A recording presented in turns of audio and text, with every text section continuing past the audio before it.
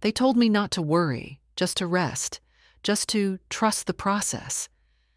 But when I opened my eyes after surgery, the first thing I saw wasn't a face I loved. It was a white ceiling, a stranger adjusting my IV, and a folded hospital bill on the side table with my name on it. Mary Johnson, patient responsible for full charges. I blinked slowly, the anesthesia still fogging up my thoughts. Outside the window, sunlight slid across the wall in pale streaks, sterile and indifferent. My throat was dry, and I tried to speak, but it came out in a hoarse rasp. The nurse, a young man with tight curls and tired eyes, leaned over me. "Good morning, Mrs. Johnson. How are you feeling?" I wanted to say, "Where's my daughter?" or "Did anyone come?" But all I managed was a whisper. "The bill?" He glanced at it, clearly having hoped I wouldn't notice yet. "Oh, yes. There was some confusion about the insurance. Your daughter said you'd handle it." My daughter said that? The room tilted a little, not from pain, from the cold weight of that sentence. "They said they'd visit," I murmured. He didn't answer. Just adjusted my pillow and said he'd be back with some water. I watched him leave. I watched the clock tick. I watched nothing else, because there was nothing else. They said, "We'll visit right after, Grandma.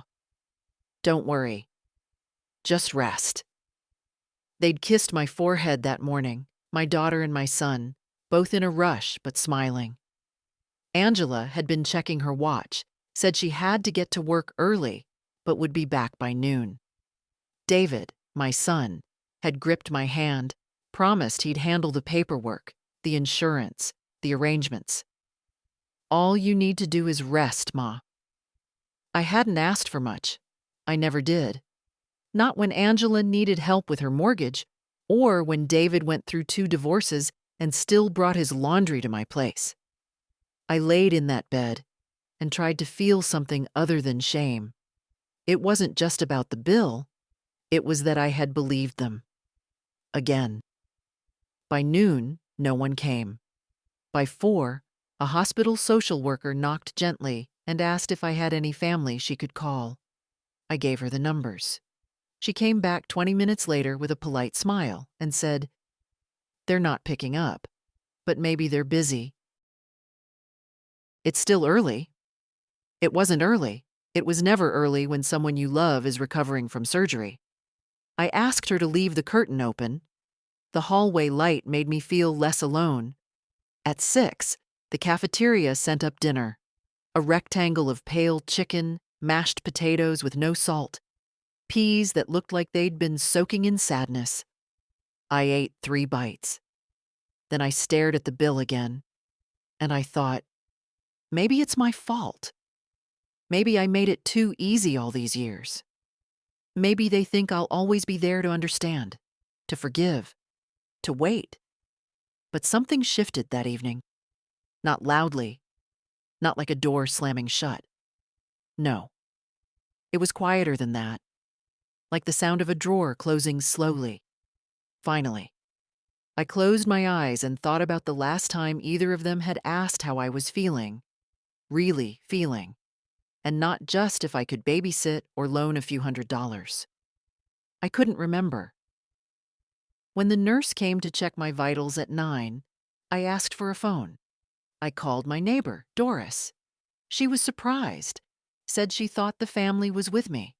I told her I'd explain later. Then I called my bank, and I asked a very specific question. When people say, "Family always comes through," they forget to mention the conditions. As I lay in that hospital bed, trying not to feel the pulse monitor as an accusation, I started remembering the tallies I never kept on paper, only in my chest, folded like old receipts. Angela had been 21 when her boyfriend left her with a newborn and a broken lease. I took her in, sold the silver set my mother gave me just to cover her rent. She promised it was temporary. That, Just a few months stretched into 3 years. I never asked her to pay for anything. I just cooked extra portions and slept light in case the baby cried. David had a different rhythm. He always came in with grand plans. Investment deals, music equipment. One time it was bee farming. I wrote him checks, not because I believed in the bees, but because I believed in him. Foolish? Maybe. But what else are mothers for? I thought love meant being needed. But in this small, two-white hospital room, with my name on the bill and my phone quiet as snow, I started to see it for what it was.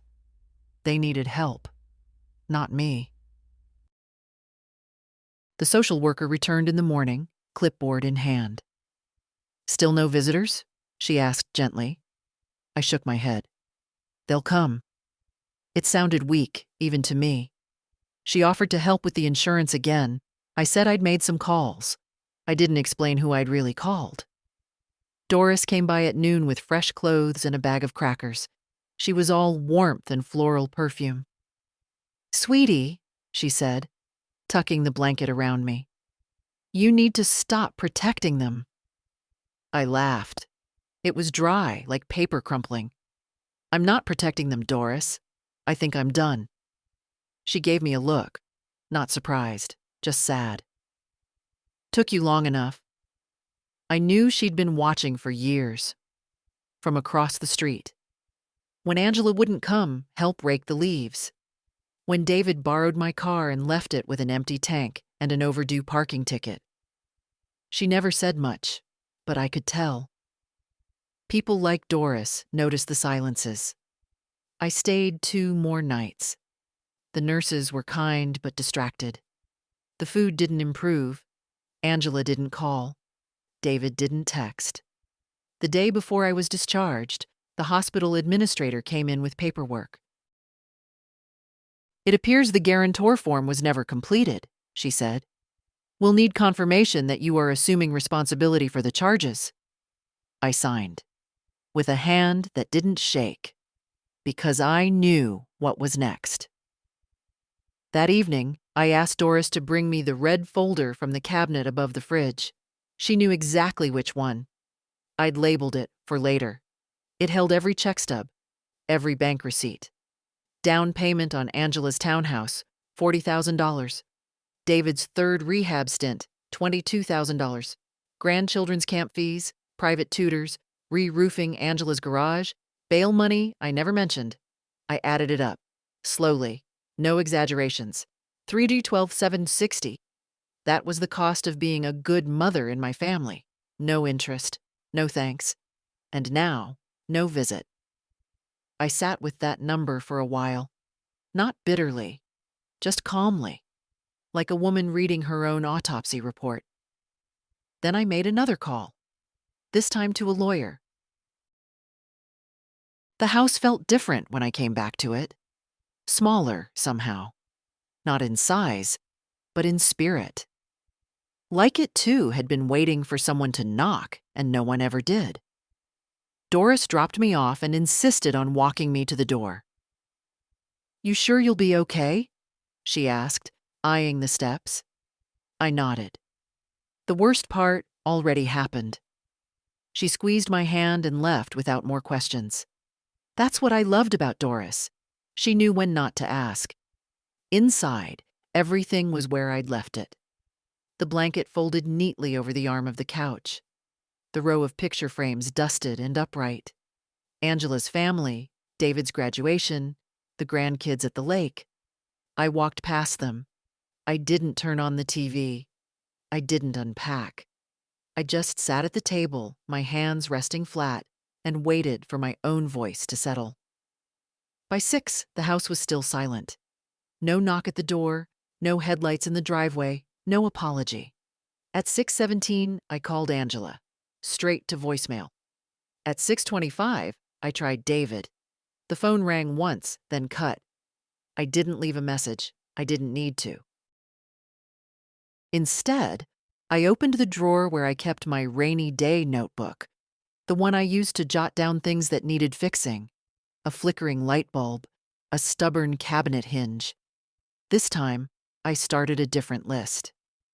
Things I won't ignore anymore. I wrote the date. Then, the time Angela rolled her eyes when I asked for help with the Christmas dinner. The way David laughed when I forgot my PIN number last year. The silence after my surgery. The bill with my name. The list wasn't long yet, but it was heavy. Because once I started writing, I couldn't stop seeing. The next morning, I made tea and sat in the kitchen window. Watched as the neighbor kids biked past. One of them waved. I smiled, though it felt distant. Then my phone buzzed. A message from Angela. "Hey, Mom, just saw your missed call. Everything okay? Been slammed with work, sorry. We'll call later." It was 10:12 a.m. No mention of the surgery. No, "How are you?" No visit. No flowers. I didn't reply. An hour later, David sent a GIF. A cat waving from under a blanket. "Hope recovery's going smooth. Talk soon." Talk soon. I closed the phone and went to the hallway closet. I pulled down the shoebox where I kept the old bank receipts, every check stub with their names. I stacked them next to the red folder. Then I called the lawyer again. "Yes," I said. "I want to move forward with the trust, and I'd like to revise the power of attorney and the will." He hesitated. "Do you have someone in mind for executor?"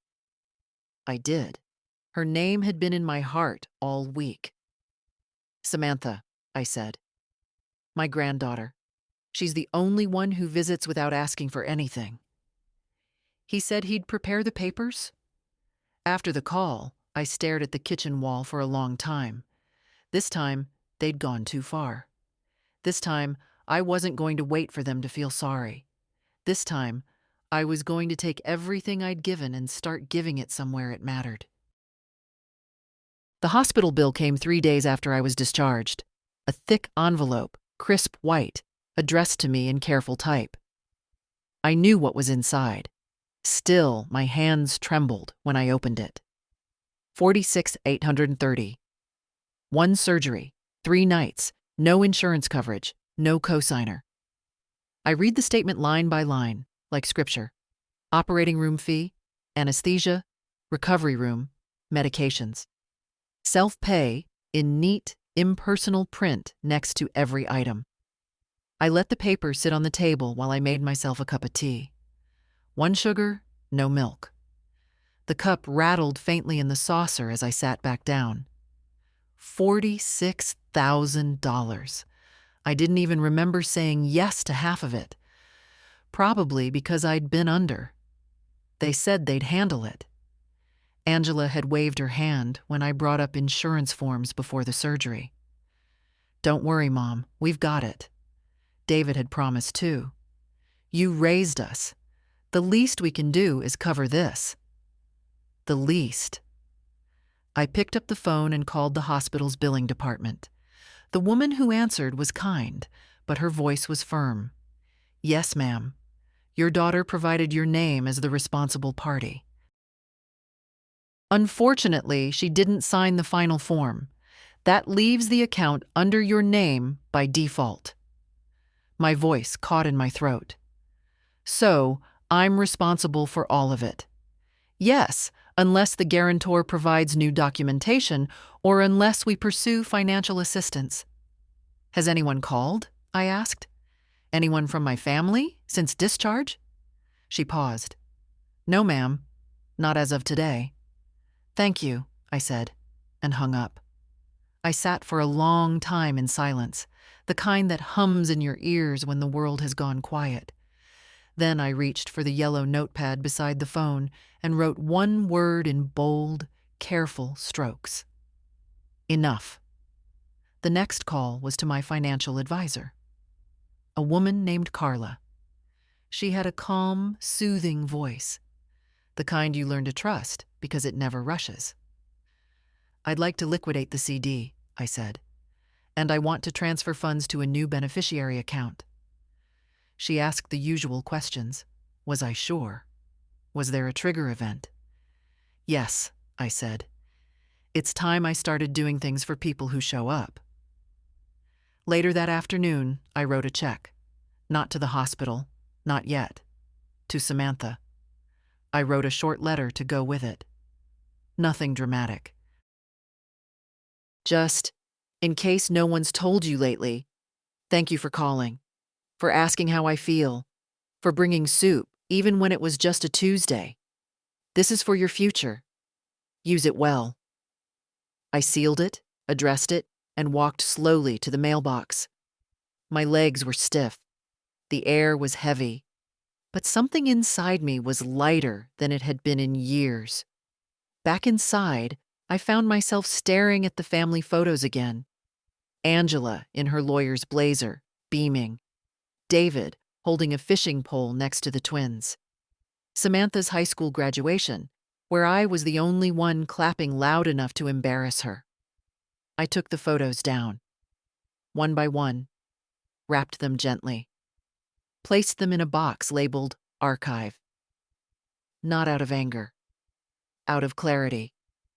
Because if they wouldn't come to my hospital bed, they didn't need to sit on my mantelpiece. It was Samantha who called first. Grandma? Her voice was soft, uncertain. I just got your letter. Are you okay? I closed my eyes for a second.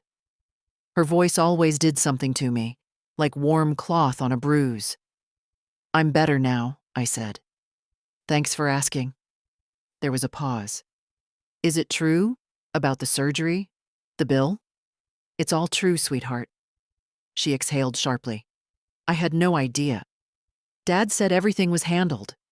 I let that settle between us. Handled, I repeated. He's good at that word. Another pause, then, I'm so sorry, Grandma. I don't know what they're thinking. They're not thinking, I said. At least not about me. She was quiet for a moment. Then, that check. It's too much. I can't accept it. I smiled, though she couldn't see it. It's not a gift. It's a correction. Still. No still, I said gently. You're the only one who ever came without taking. I heard her sniffle just once. Thank you. Spend it well, I said, and keep it quiet for now. She understood. She always did. That night, I sat with my checkbook and a new notepad. On the top, I wrote, Undoing. It was time to go back through the things I'd signed. Angela's car loan, co-signed in 2019. I'd forgotten. She hadn't. David's second mortgage? In my name, apparently. He had said it was temporary. I'd believed him. I made a list of every account, every card, every automatic withdrawal, every open gate. By morning, I had pages of them. Monthly payments for David's cable, Angela's gym, a family streaming service I'd never used. I'd been paying for Netflix, but couldn't get a single visit on Christmas. I called my bank, asked to speak with someone in senior services. This is Mary Johnson, I said, steady as stone.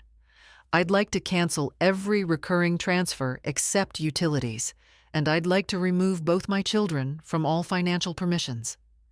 The woman on the line hesitated. Mrs. Johnson, that's a substantial set of changes. May I ask what prompted them? I didn't flinch. Clarity. She was quiet for a moment, then said, Understood. We'll begin immediately. Some may take 48 hours to finalize. That's fine, I said, but I'd like a confirmation by email. Everything in writing. Of course. I hung up and sat back in my chair. 47 years of motherhood. 3 decades of quiet help. 2 children who had memorized my generosity but forgotten my presence. It wasn't rage I felt. It was grief. But not the kind that makes you cry. The kind that sets you free. The walk from the mailbox back to the house felt longer than usual. I wasn't recovering well, not physically, not emotionally. The stitches tugged if I moved too fast, and my chest ached in ways that had nothing to do with the scalpel. But the pain didn't bother me anymore. Pain was honest. What stung was the silence. No call from Angela, no knock from David, not even a text to ask how I was holding up, or whether I needed milk or bread or a bit of company. I boiled eggs for dinner, toasted 2 slices of rye. It was the first meal I'd cooked since coming home. No one had brought soup or asked if I needed groceries. I'd always been the one with casseroles and apple pies when someone got sick. I'd stood in kitchens for hours. Now I ate alone in silence, the ticking clock louder than the chewing. After dinner, I finally opened the box of hospital papers. A yellow slip fluttered loose from the stack. A feedback survey. How was your family support during your stay? I smiled bitterly and wrote one word in the margin: absent. I tucked the bill back into the folder and turned to the drawer where I kept older documents. Tax returns. Angela's tuition agreements. The car title with both our names. The lease I'd co-signed for David after his second divorce. They'd both come crying for help at different times. I'd always been the one person who never said no. And yet, here I was, recovering from surgery, eating eggs alone, watching dusk creep over my porch while my children lived just 10 and 12 miles away. I hadn't turned on the porch light in 3 nights. Not out of forgetfulness. Out of hope. Hope that someone might ring the bell anyway. See if I was up. No one did.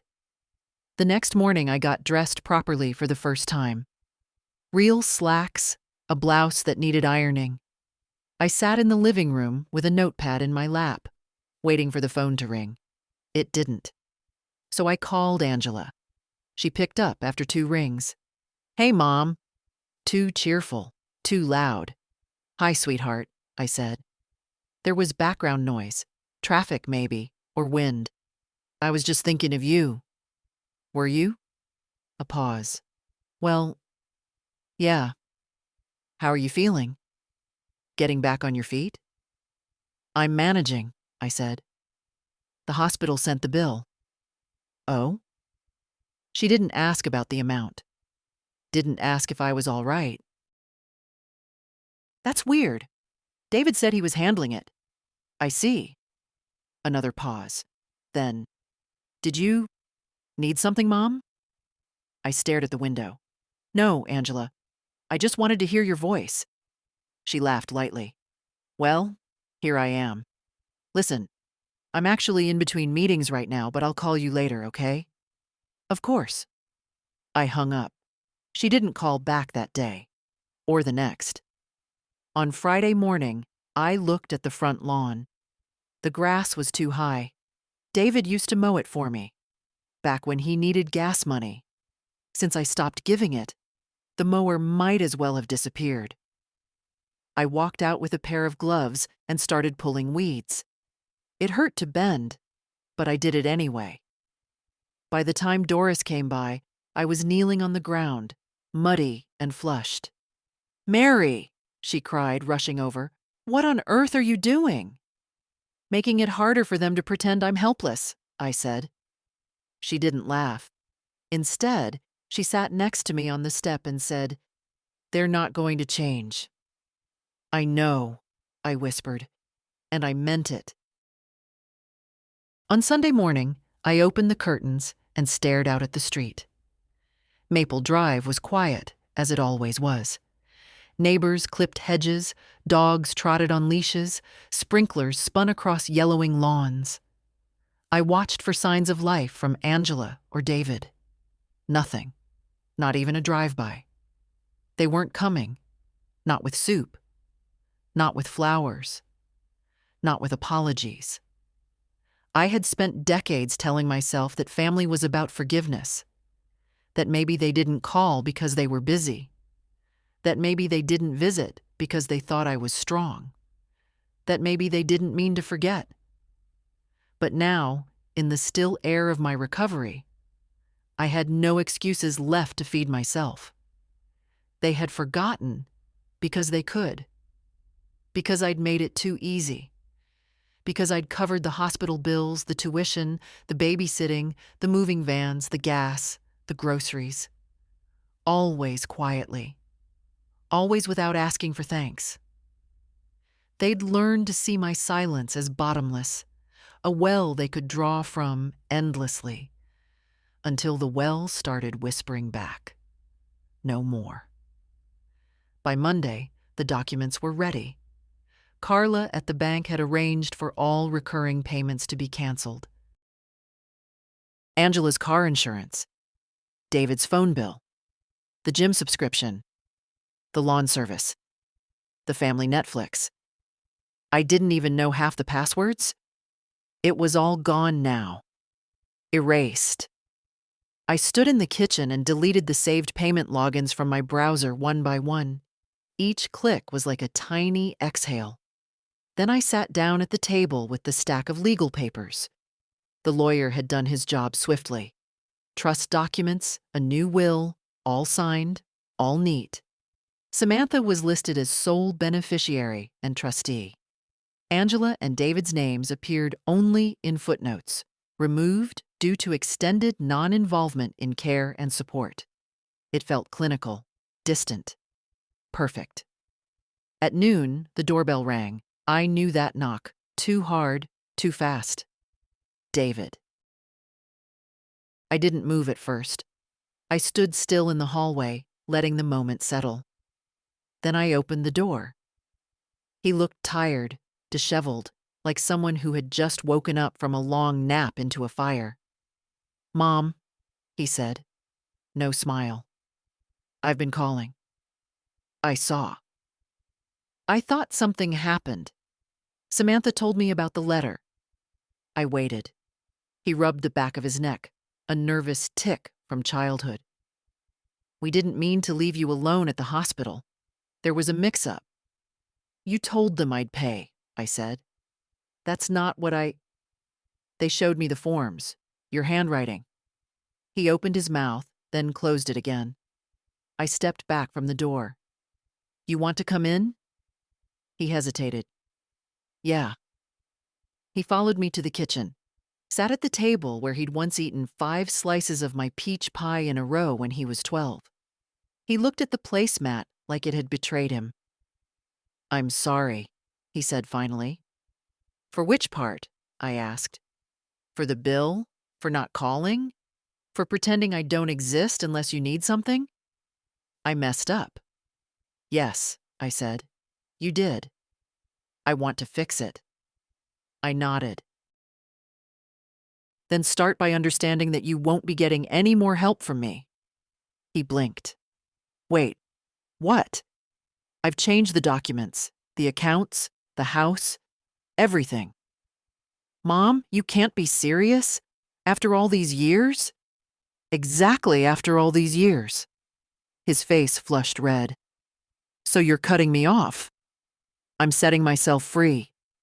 He stood abruptly. "This is crazy. What, you're punishing us now?" I stood too, calm, firm. "No, David. I'm finally protecting myself." David didn't say goodbye when he left. He just stormed out, the door left slightly ajar, like he couldn't be bothered to close it. I didn't move until I heard his car peel away from the curb. Only then did I shut the door. Firmly, without shaking. That evening, Angela called. I let it go to voicemail. Then she called again, and again. By the 4th call, I picked up. "I assume David told you," I said, before she could speak. "Mom," she exhaled, her voice tight. "What are you doing?" "I'm reorganizing my life." "You're cutting us out." "No," I said. "You cut me out. I'm just acknowledging it." "That's not fair." "What isn't fair, Angela? That I woke up from surgery alone? That the hospital billed me because you listed me as the responsible party? Or that I spent my first days home pulling weeds because no one brought milk or asked how I was healing?" She was quiet. Was it hard? I asked. To not call? To not care? That's not how it was, she said, but her voice was quieter now.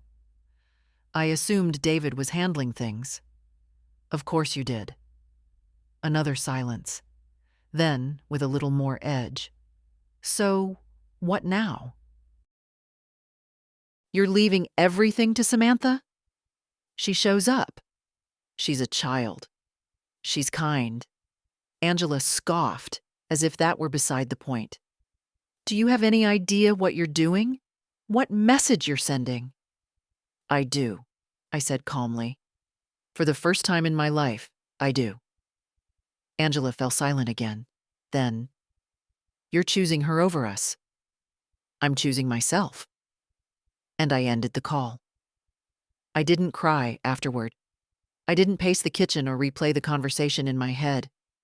I simply sat, quietly, with the weight of what I had said and done. I had expected to feel guilt. Some part of me, deep and maternal, still wanted to reach for them, to soften the blow, to say, this doesn't mean I don't love you. But I had said that with casseroles, with checks, with silence. Now I needed something else.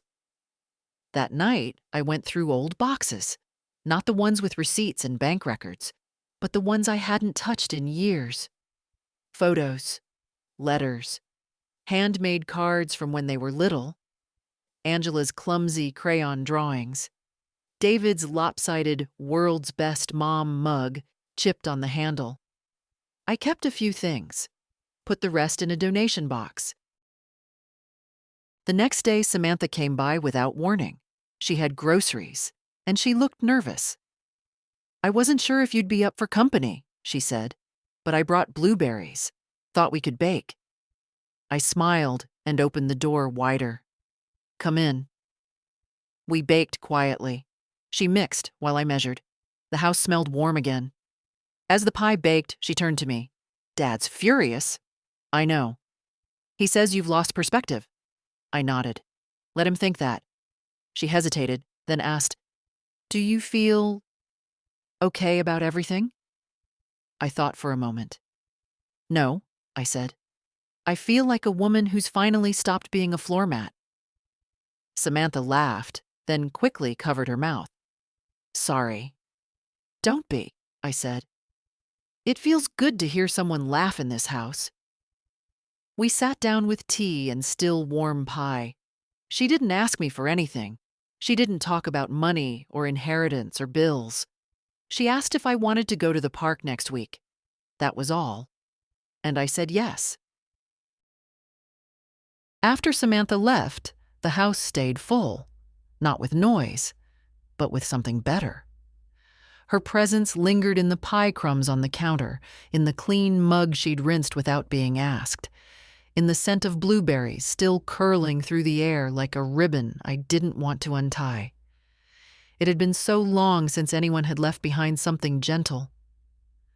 I washed the dishes slowly, savoring the silence, the stillness. I used to hate the quiet. It reminded me of waiting for phone calls, for someone to knock, for the sound of keys in the door.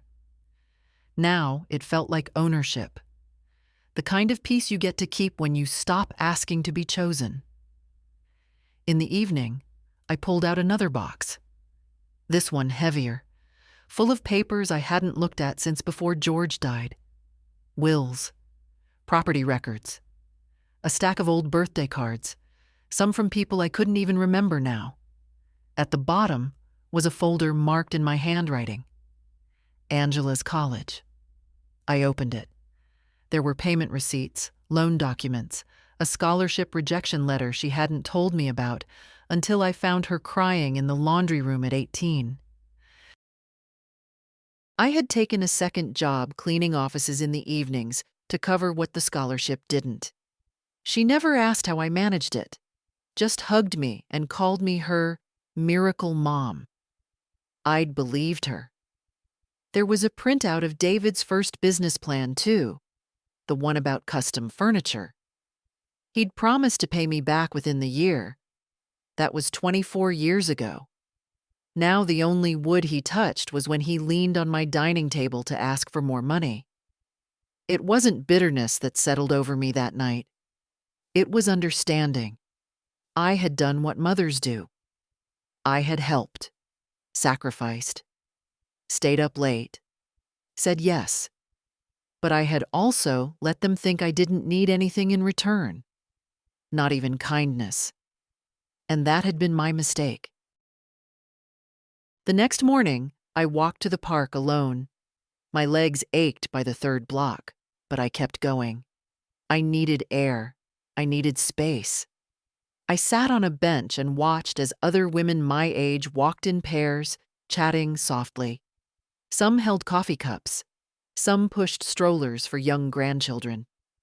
I wondered for a moment what it would have been like to have that.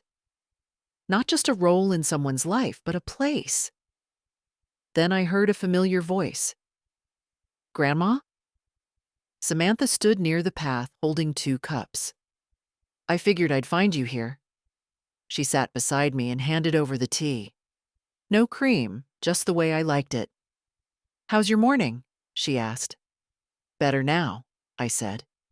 She reached into her bag and pulled out an envelope. "I didn't know if I should bring this." It was a letter from Angela. I took it, held it in my lap. "I haven't opened it," Samantha said. "She asked me to pass it along."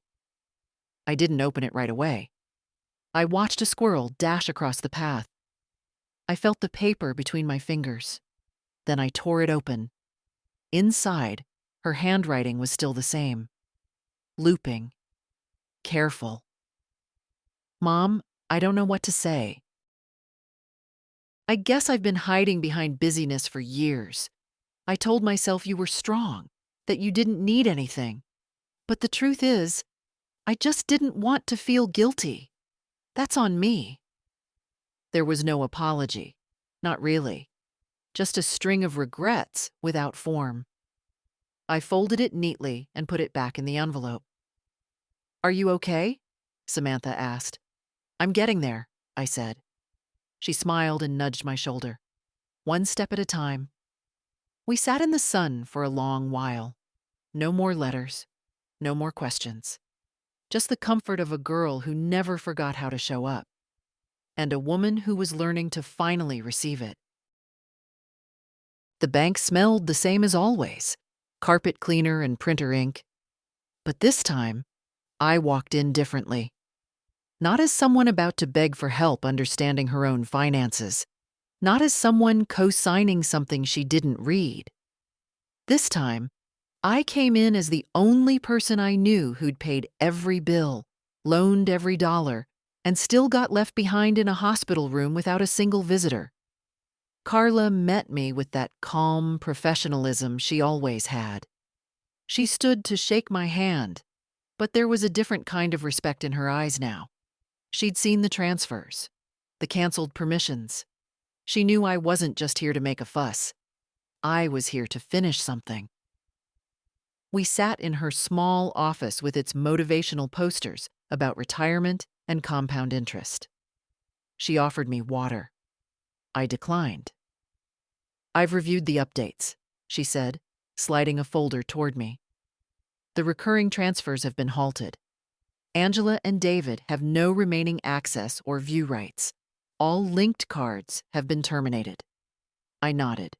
"Good. There's one remaining account tied to the property tax on the house. It's still under the family trust you set up with your husband years ago. If you're changing that, we'll need to dissolve and reissue it in your name." I stared at the paper. This house. The one George and I had bought when the kids were 5 and 7.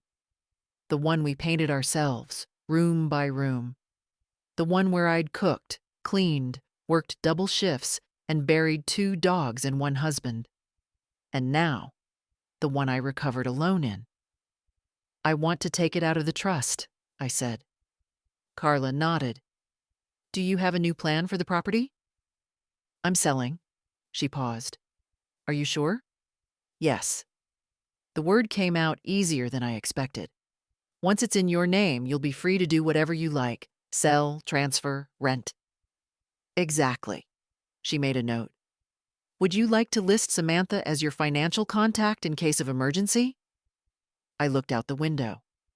A mother and teenage daughter crossed the street, hand in hand. Yes, I said. List her for everything. We spent the next hour going through signatures. By the end, my hand ached, but I felt stronger than I had in years. Carla walked me to the door.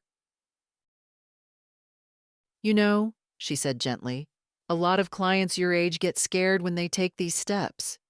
You're not. I've been scared before, I said. Didn't get me much. She smiled. If you need help with the realtor referrals, I have a lawyer. We're already moving. She blinked, impressed.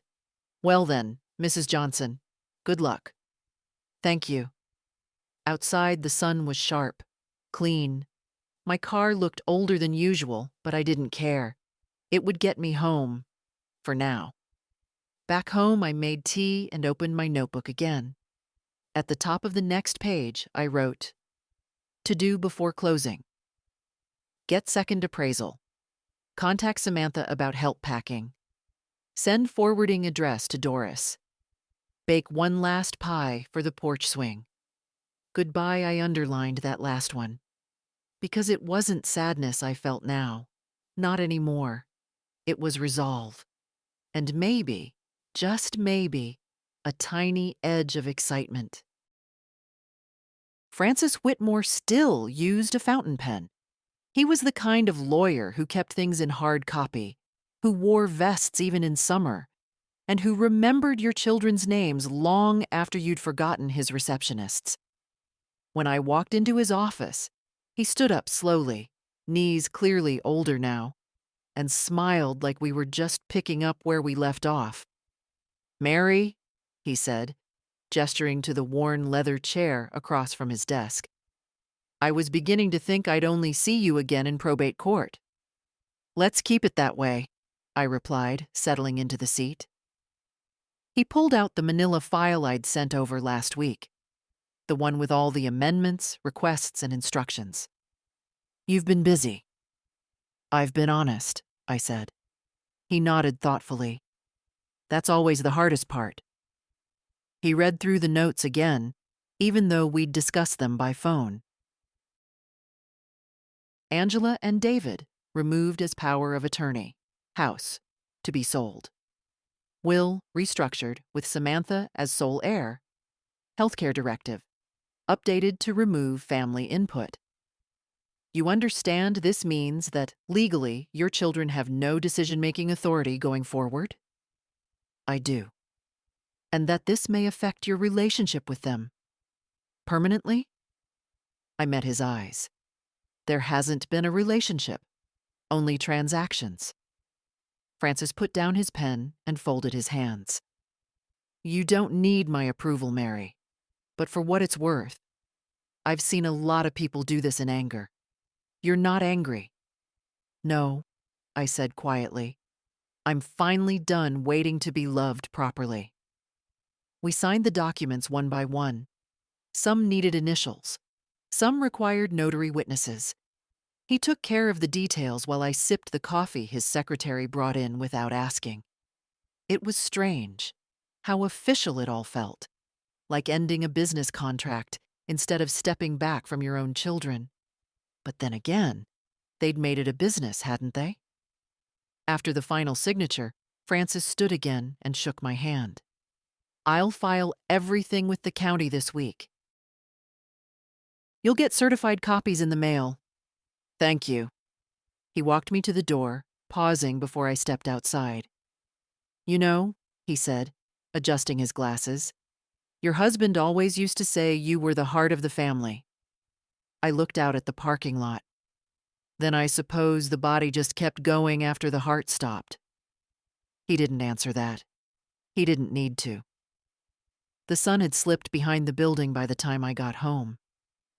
I sat on the porch and watched shadows stretch across the street like long arms reaching for something they'd already lost. Inside, I made a list of what to pack first. The tea set from my mother. The quilt Samantha had stitched for my 75th birthday.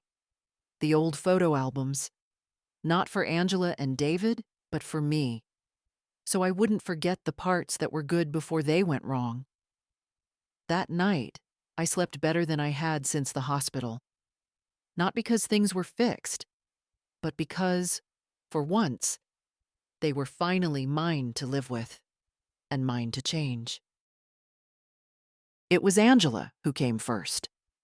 I saw her car pull up around 3 in the afternoon, shiny, silver, the same one I'd co-signed for 3 years ago. She parked crooked, like she was in a hurry or didn't care. She didn't come to the door right away. I watched from the kitchen window as she sat behind the wheel, staring straight ahead, hands still on the steering wheel. Then, with a jerk, she got out, slammed the door harder than necessary, and marched up the steps like she owned the place. The knock was sharp, businesslike. I opened the door slowly. She looked thinner than I remembered. Too much contouring around her cheekbones.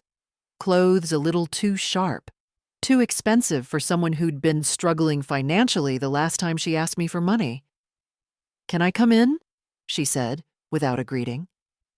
"You're here already," I replied, stepping aside. She walked in like it wasn't the first time she'd rehearsed this scene. Stood in the middle of the living room, looked around like she was scanning for proof. That the place had changed, that I'd done something unforgivable. "I just spoke to David," she said. "He told me everything." "I'm sure he did." "You changed the will?" "Yes." "You're selling the house?" "I am." "To do what, Mom? Move into a retirement condo and die alone out of spite?" I didn't flinch. I looked her in the eyes.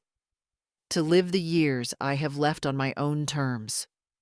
Angela's mouth twisted, but she didn't respond right away. "This isn't you," she said finally. "You're not cruel. Refusing to keep paying for people who leave me alone in a hospital bed isn't cruel," I said.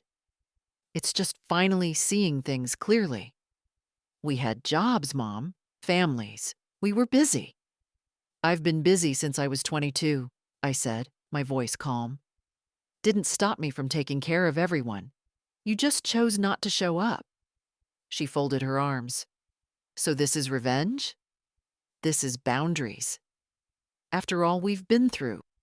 "What exactly have we been through, Angela?" I asked. "Me covering your bills, co-signing your loans, babysitting without a thank you? That's not a relationship. That's a ledger." She opened her mouth, closed it again. The flush in her cheeks was rising. "You're being unfair," she said, quieter now. "We made mistakes. But this is permanent." I nodded. "That's the point. You're cutting off your children. I'm removing people who treated me like an obligation, or worse, an opportunity." She stared at me. Her mouth trembled for a second, then firmed. "You'll regret this," she said. "I already regret the decades I spent waiting for love that only came when someone needed something." Angela didn't slam the door when she left. She closed it with care. An hour later, David showed up. He didn't even knock. Just walked in like nothing had changed. I was still in the kitchen, rinsing dishes. "So it's true," he said from the doorway. "You're really doing this?" I turned to face him. "You've already heard it from Angela. Why come yourself?" He stepped forward. "Because I wanted to see if there was still a way to fix it. There isn't." "Mom, come on," he said, running a hand through his hair. "We were wrong, okay? I was wrong. I should have been there, I get it. But don't throw away everything." "You threw it away," I said. "I just stopped pretending it was still here." He sighed, deep and dramatic. "What about the kids? Don't they deserve something?"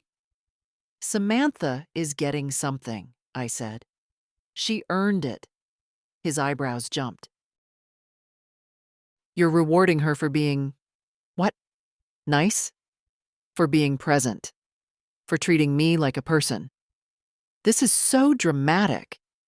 No, I said. You just don't recognize boundaries when they aren't convenient for you. He looked around the house like it had betrayed him too. Where will you go? Someplace quiet, smaller, mine. He hesitated, then added bitterly, You're choosing her over your own son. I'm choosing peace over noise. David stared at me for a long time. I don't know what he saw. Maybe someone he hadn't really looked at in years. Maybe just a source of income, finally running dry. He didn't say goodbye either. He just left. And I stood in the silence, letting it wrap around me. Not as punishment, but as proof. They had come. They had raged. They had threatened. And they had left, just like before. But this time, I hadn't broken. I had simply closed the door. The next morning, the house was quieter than ever. No calls, no knocks, just the hum of the refrigerator and the rustle of trees outside the window. But unlike before, the quiet didn't feel like abandonment. It felt earned. I made my tea slowly, hands steady, breath even. My body still ached from the surgery. Sharp reminders if I reached too far or turned too fast. But I moved differently now. Less like someone hoping not to be noticed, more like someone reclaiming her space. I sat at the table with a pad and pen, drew a line down the middle. Left side, what I gave. Right side, what I received. I didn't write money figures. I knew those by heart. I wrote time. I wrote kindness. I wrote trust. And I wrote silence. The right side stayed mostly blank. I didn't cry. Not anymore. That part of me had emptied itself out in quiet hospital rooms and dark kitchens years ago. By noon, Samantha texted, You okay? I replied, I am. Want to come help me sort the attic this weekend? She sent a heart. Absolutely. I smiled. Later that afternoon, I started organizing drawers. Pulling out old receipts, clothes I hadn't worn in a decade, cards from people I couldn't remember. It wasn't sadness driving me. It was preparation. The kind of quiet purge a woman makes when she's no longer waiting to be seen. In the bottom drawer of the secretary desk, I found something unexpected. A postcard from George, sent 35 years ago when he'd gone on a fishing trip with his brother. Miss you and the kids. House must be too quiet without me. Don't let them eat cereal for dinner. Love you. G. I smiled, held it to my chest for a moment. The handwriting was smudged in one corner. I must have spilled something once. George had been steady. Never perfect, but always there. And after he died, I carried the family like he'd trusted me to. Too long, maybe. The doorbell rang. I wasn't expecting anyone, but I didn't tense the way I used to. When I opened it, it was Doris. She had a pie plate covered in foil and a wary look in her eyes. Cherry, she said. Not as good as yours, but I figured you could use a break. I stepped aside. Come in. I've got coffee. She looked around the house like she was scanning for emotional debris. Angela called me, she said, once we were seated. I'm sure she did. She said you'd lost it. I raised an eyebrow. Did I? Doris smiled. I told her no. I told her you'd finally found it. We ate pie in comfortable silence. She'll come back, Doris said eventually. So will David, when they need something. I know, I said. Will you let them in? I thought for a long time before answering. I'll open the door, but I won't open my wallet or my heart. Not unless they learn how to knock like they mean it. Doris nodded, satisfied. As she left, she looked back from the porch. "You know," she said, "some women your age take up gardening. You started a revolution." I laughed, and for once, it wasn't bitter. It was bright. After she left, I wrote one more thing in my notebook. Peace isn't quiet. It's choosing silence over begging. And I underlined it twice. I sold the house in less than 2 weeks. A young couple bought it, newly married, expecting their first child. They walked through the rooms like pilgrims, pointing at where the crib would go, where to put a table, what to do with the garden. I watched them from the kitchen, saying nothing. They didn't ask why I was leaving. Maybe they assumed I was downsizing, or heading to a facility, or moving closer to family. I let them believe whatever made them comfortable. I had no interest in explaining anything anymore. The closing happened on a Thursday morning. Carla was there, the realtor, a notary, everyone polite, brisk, efficient. I signed the last page, slid the pen across the table, and said, "That's the last time I put my name where someone else will take it for granted." Carla gave me a quiet look, half admiration, half something heavier. I walked out with one folder, one bag, and one key to a small, sunlit 2-bedroom apartment near the edge of town. Quiet neighborhood. A balcony that caught the morning light. Enough space for books, pie dishes, and solitude. It was perfect. The movers came the next day. Samantha was there too, in sweatpants and a ponytail, hauling boxes like she'd done it her whole life. She didn't talk much, just smiled when I handed her water, joked about how much fabric I owned, and helped me set up the new curtains before nightfall. When everything was inside, she stood at the doorway and looked around. "It feels like you," she said. "It does." "You nervous?" "No, just ready." She hugged me then, not out of pity or obligation, but out of something stronger, something real. I held her tighter than I meant to, and she didn't pull away. That night, I slept without earplugs. No creaking stairs. No ghosts in the hallway. No wondering if someone might finally show up. They wouldn't. And that was okay now. The next morning, I woke early and walked to the bakery 2 blocks down. Bought 1 croissant, black coffee, sat at the corner table by the window and watched people pass. No one knew who I was. No one asked about Angela or David or George. I liked it that way. Back home, I unpacked slowly. 1 photo of George on the nightstand. 1 quilt across the sofa. I left the rest in boxes. Not forgotten, just unnecessary now. I called the electric company, the insurance, the pension office. Each time, they asked if I needed to list emergency contacts. I gave 1 name, just 1. That afternoon, I took the last item from the old house out of my bag, a small ceramic bird that used to sit in the kitchen windowsill next to the basil. George had given it to me on our 12th anniversary. A quiet thing, easily missed. I placed it on the new sill, watched it catch the light. I didn't cry. Not for the house, not for the family who never called again, not even for the version of myself who'd waited decades for a thank you that never came. Instead, I opened the window, let the breeze in, and started baking. I baked a pie on Sunday. Peach, like always. Not for anyone's birthday, not for a gathering. Just because the peaches were ripe, and the kitchen smelled empty without something in the oven.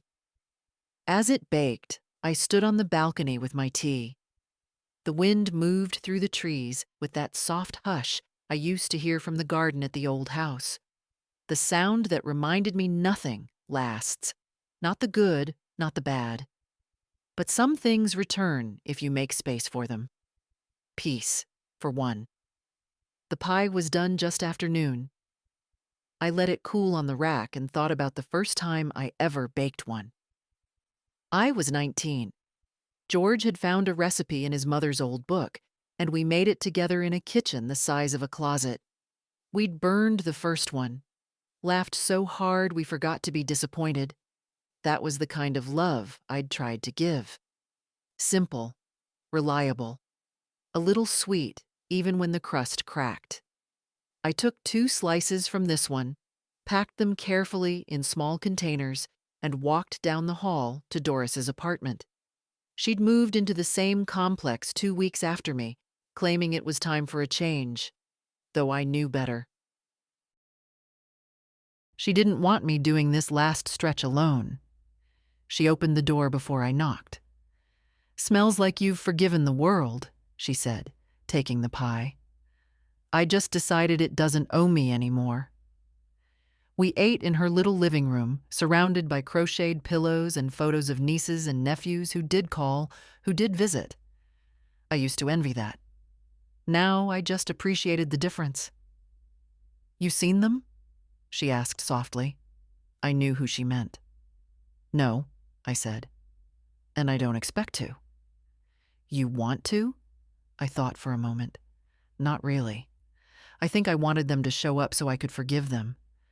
But then I realized I didn't need their apology. I just needed to stop apologizing to myself for loving them more than they loved me back. Doris nodded. That's a clean kind of truth. That night, Samantha called. She told me about her classes, a book she was reading, a friend she'd had an argument with. I let her talk. She asked how I was too, not just, "How's your day?" but the kind of how that means. Are you holding up? Do you feel seen? "I'm good," I told her. "I'm home now." We didn't say, "I love you." We didn't have to. Some things were obvious. After we hung up, I wrote in my notebook one last time. It's not too late to stop waiting. Not too late to start over. Not too late to choose yourself. And then I added, it's not selfish to expect kindness. The next morning, I sat on the bench outside the bakery with a new book, a thermos of tea, and no plans. A girl walked past with her grandmother. Gray hair twisted up, floral blouse, canvas shoes. They laughed about something. I didn't hear the words, but I saw the bond. I hoped the girl remembered it someday. I hoped she didn't wait until it was too late to ask her grandmother how she was. Really was. And if you've read this far, maybe now's the moment to do the same. Call her, text her, knock on her door. Not because you need something, but because she's still there. And you still can.